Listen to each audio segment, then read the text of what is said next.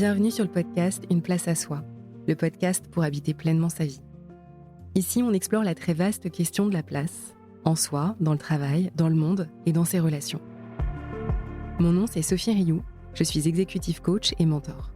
Je crois profondément qu'être à sa juste place, c'est prendre le risque d'être soi et prendre sa part dans le monde.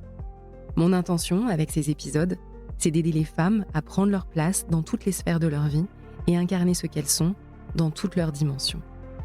Ici, je vous proposerai de grandes prises de hauteur, des idées qui décalent et en fin d'épisode, des questions pour que les liens que je fais, vous puissiez les faire à votre tour, dans votre vie. Bonne écoute.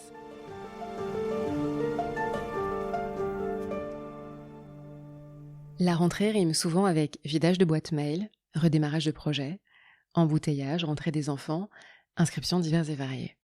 Avec un bénéfice été ou vacances qui s'estompe parfois aussi vite que fond le glaçon dans votre cocktail en temps de canicule.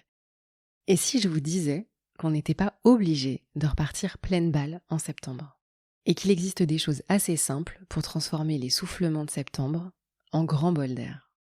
Dans ce tout dernier épisode d'Une place à soi, pour sa première saison, un format snack à glisser dans le sac et dans l'oreille, je vous partage 5 conseils pour aborder la rentrée avec calme, joie et liberté. Ce que vous allez entendre ici, ce ne sont pas d'énièmes conseils pour gérer vos priorités, mieux anticiper, lancer de nouveaux projets ou trouver votre morning routine. Non, ici, 5 conseils pour prendre la hauteur qui vous rend clairvoyante et sereine et garder cette bonne mine qui vous va si bien. Et vous savez quoi ? Ce sont 5 conseils que je décide de m'appliquer. Allez, c'est parti.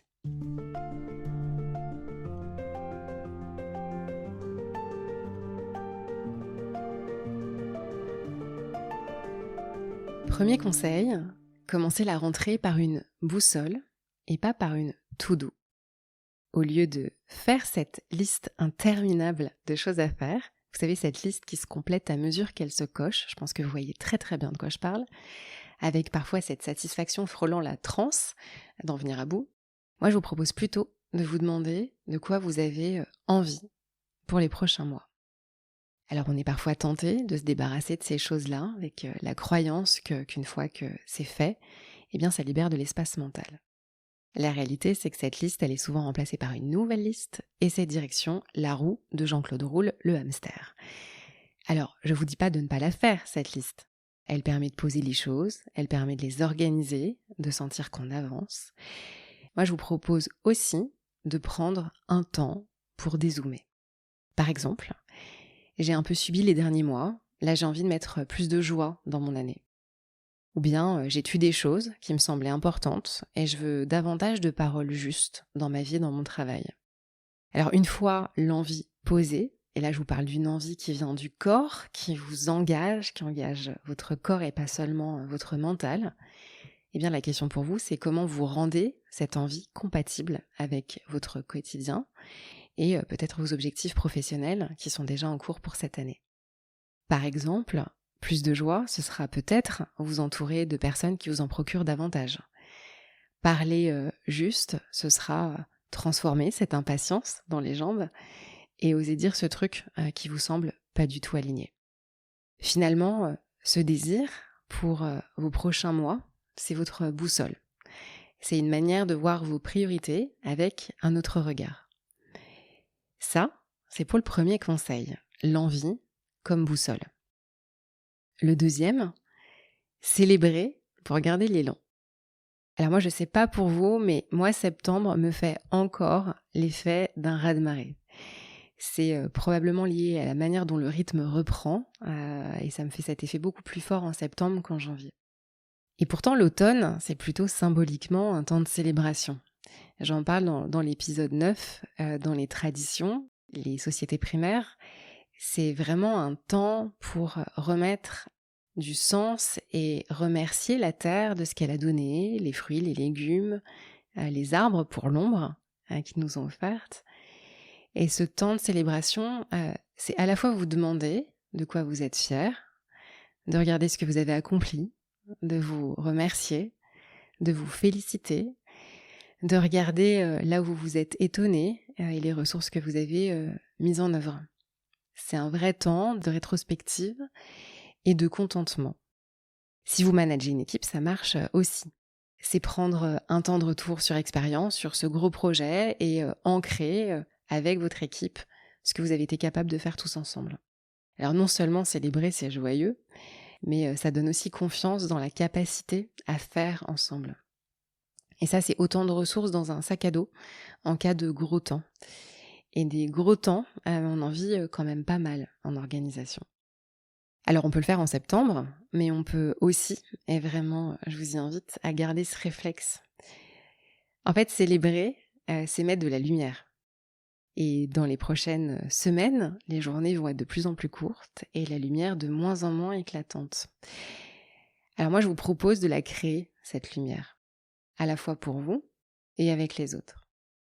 Et c'est d'autant plus important que dans les grands projets, dans les moments de transformation conséquentes, eh bien célébrer, ça donne confiance en l'avenir, ça recharge l'énergie collective, ça donne du sens à l'effort et ça transforme l'effort en joie. Voilà pour le deuxième conseil. Donc en septembre et après, on fait de la célébration un réflexe, pas une exception.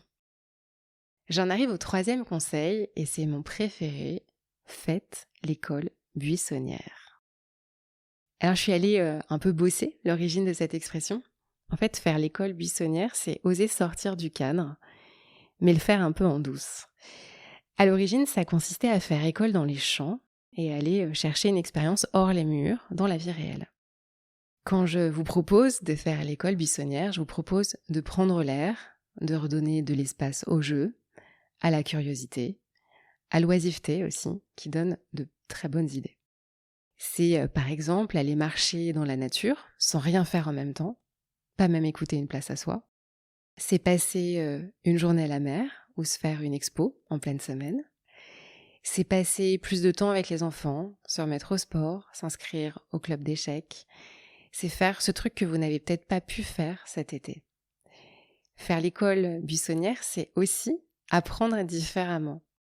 Alors c'est peut-être faire ce MOOC ou cette formation qui vous intéresse tant.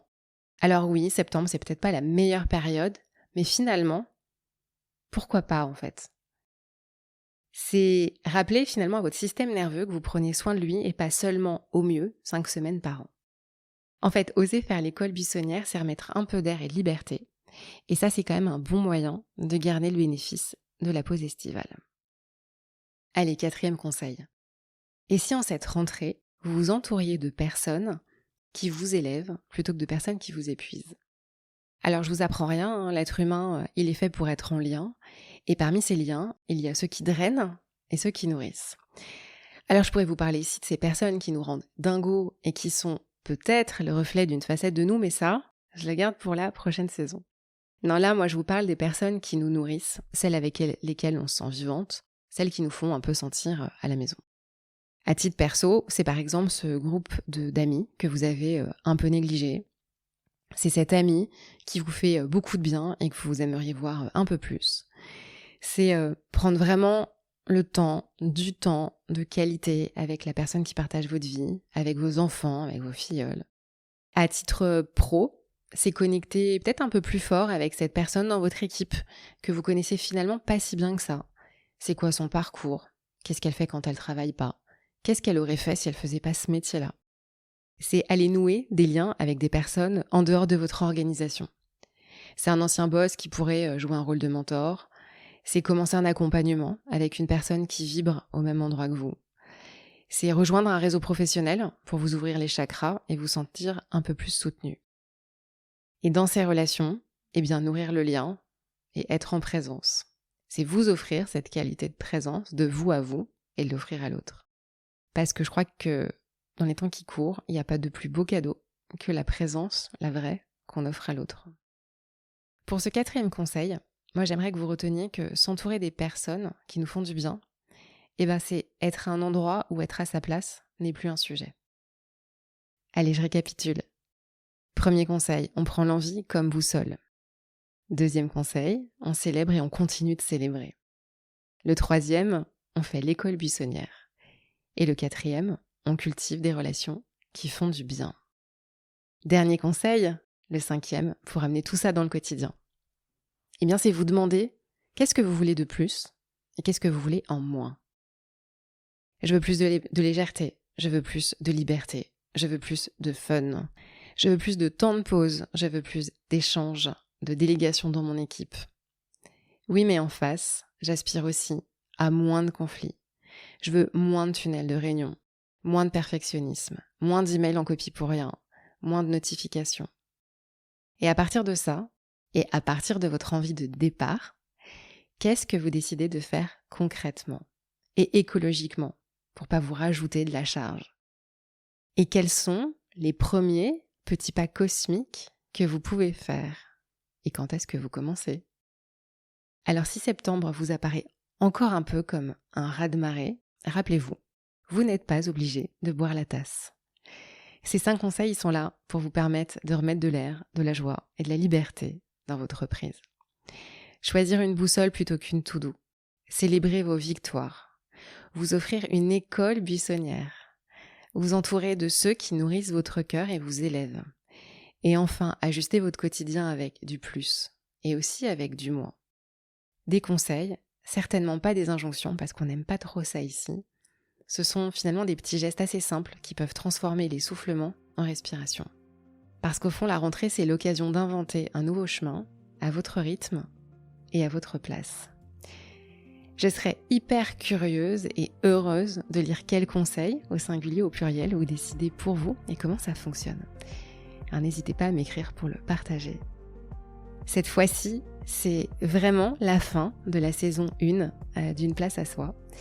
J'aime assez l'idée que cette fin de saison tombe un 1er septembre, parce qu'il est temps pour moi de vous remercier d'être de plus en plus nombreuses et nombreux à écouter Une place à soi. Je vais rentrer dans un temps de célébration, un temps de bilan et un temps d'émergence de mes envies pour la saison 2. D'ailleurs, chères auditrices et auditeurs, si vous avez des envies, des idées de thèmes ou d'invités, n'hésitez pas à m'écrire pour me dire ce que vous avez dans la tête et dans le cœur. Je pense que ce sera une grande source d'inspiration. Dans les prochains jours, je ferai un mini questionnaire sur mes réseaux, LinkedIn et Instagram, pour avoir vos feedbacks et vos attentes pour la suite. Donc je vous mets les liens en description de l'épisode. Je vous souhaite une très belle rentrée et à bientôt pour la prochaine saison d'Une place à soi.